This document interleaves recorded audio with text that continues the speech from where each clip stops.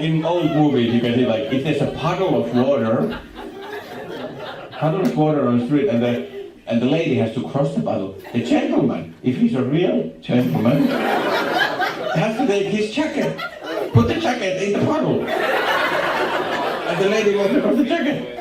Like that is the stupidest. Like I don't know who came up with that, but I think I could easily come up with like 3 other solutions. Like,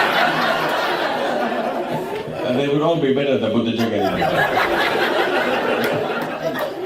And putting the jacket in the puddle, I think putting the jacket, it's not even stupid, it's worse than stupid. I think it's ironic. I think it's a little bit ironic. Who do you think has to wash that jacket?